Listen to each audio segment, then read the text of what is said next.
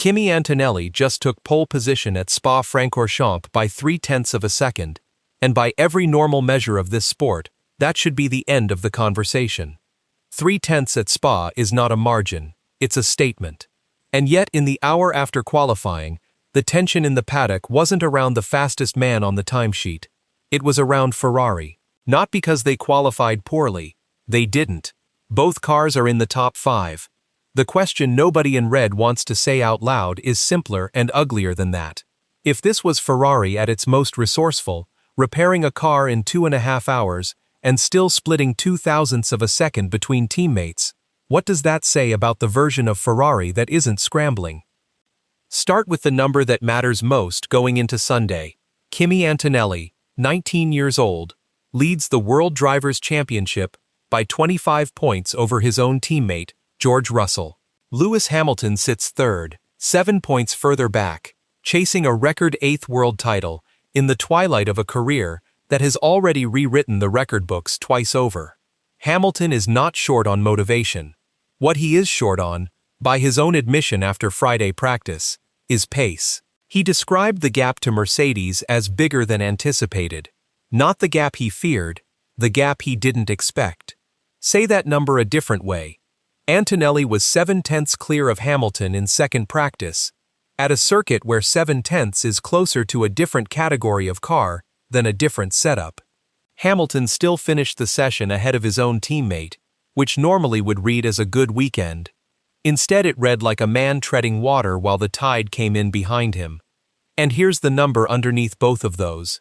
Charles Leclerc and Lewis Hamilton, teammates, machinery built in the same factory, separated in final qualifying by 0.02 of a second, 2/1000ths.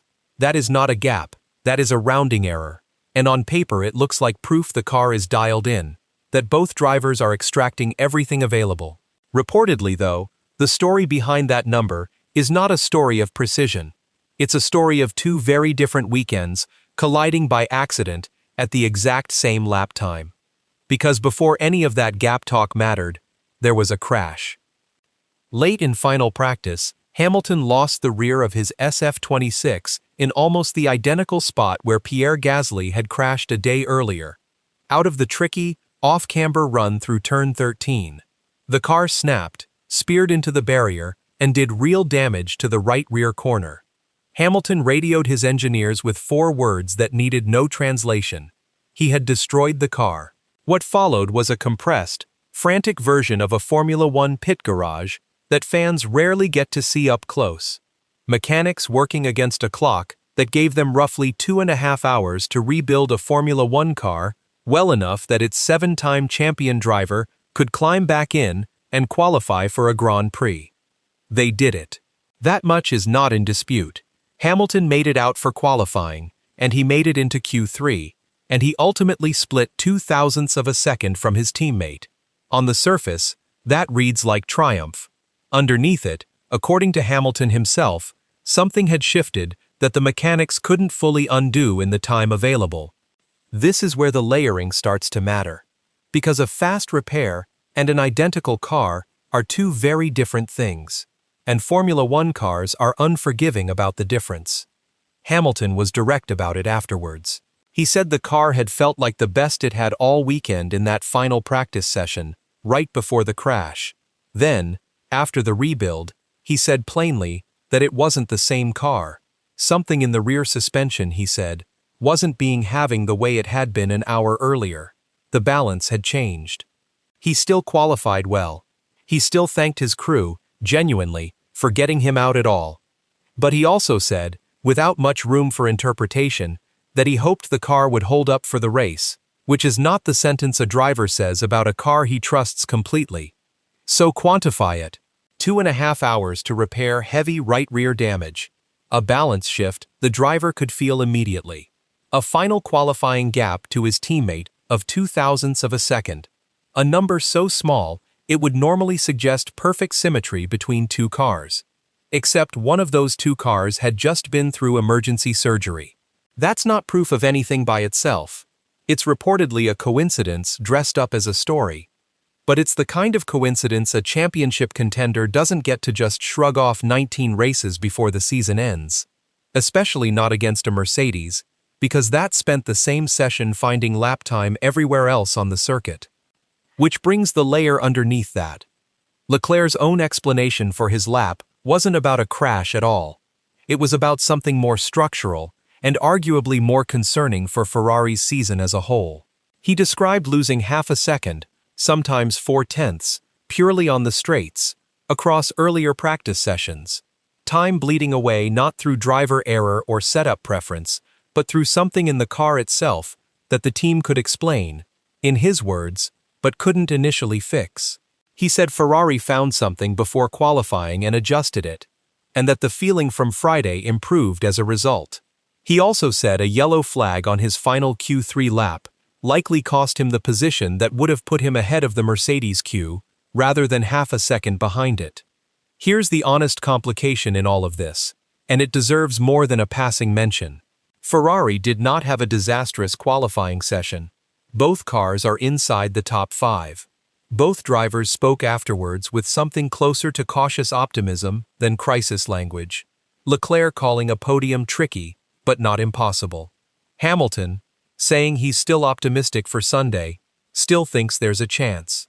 If the standard for panic is a team openly admitting defeat, Ferrari didn't clear that bar at Spa. Any read of full-blown alarm inside Maranello, right now, is speculation layered on top of a session that, taken at face value, was a solid recovery under difficult circumstances.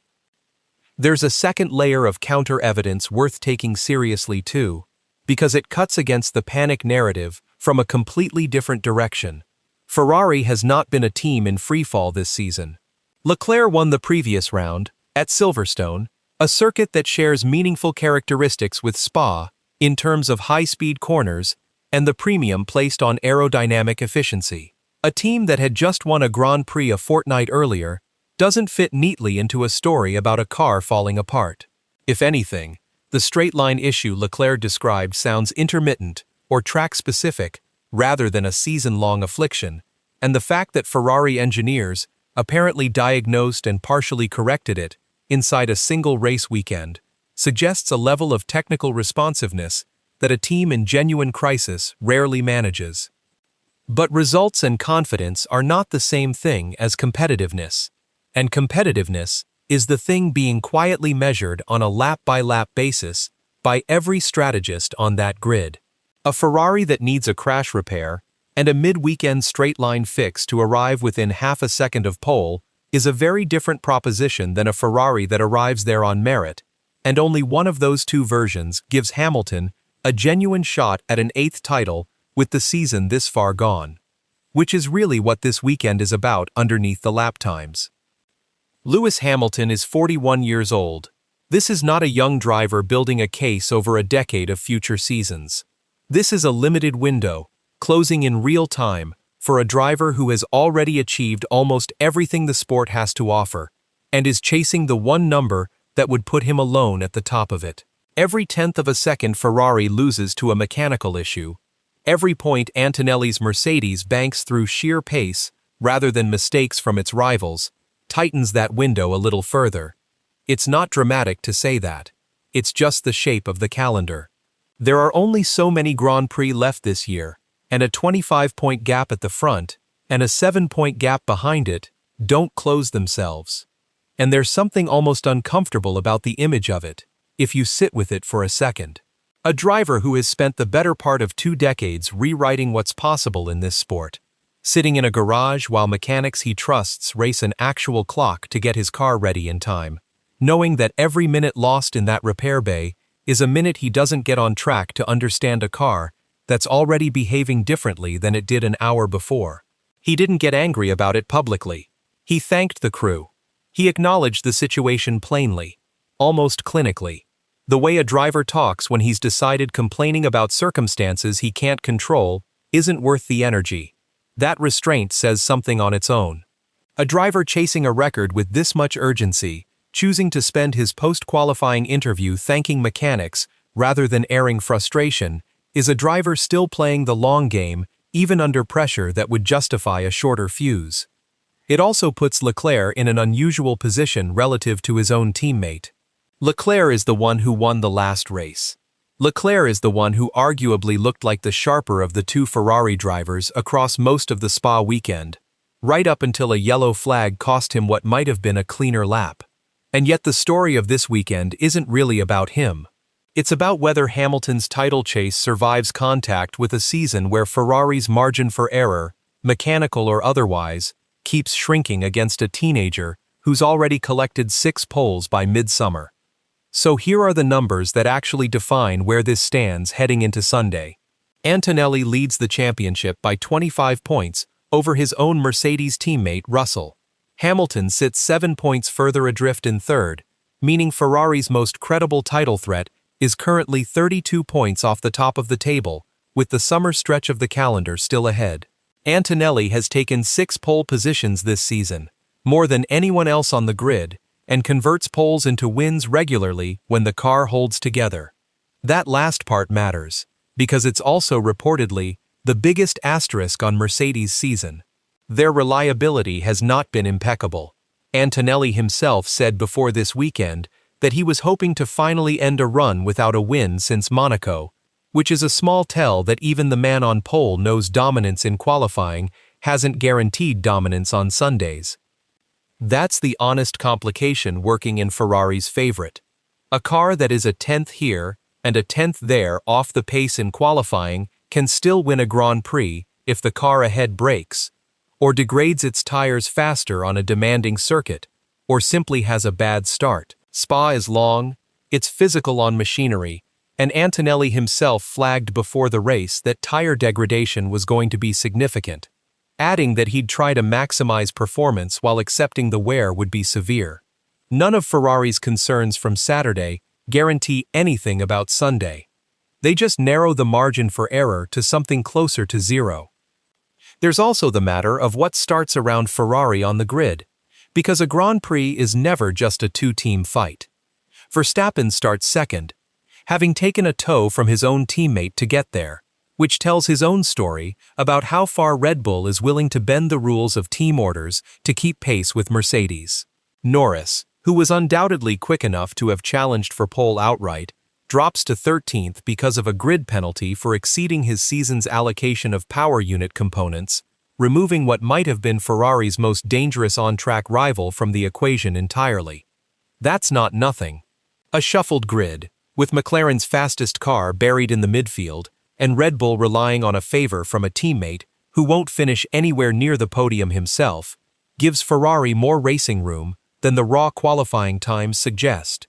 4th and 5th on the grid, in a race with this much churn ahead of them, isn't a hopeless starting point. It's a genuinely open one. So where does that actually leave things, stripped of the drama? What's confirmed is this.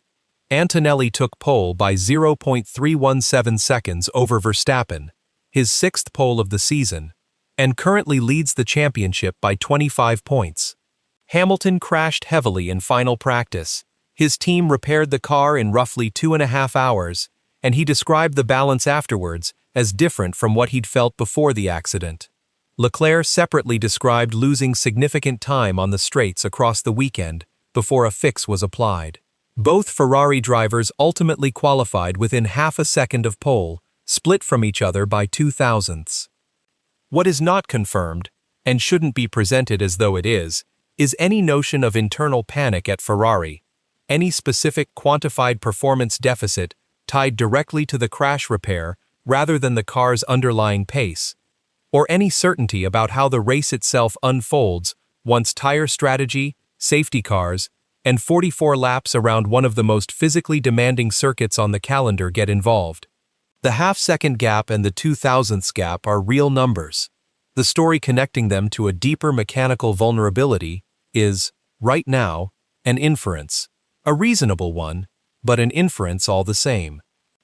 What happens on Sunday will tell us more about which version of this story is true than anything said in a paddock interview on Saturday afternoon.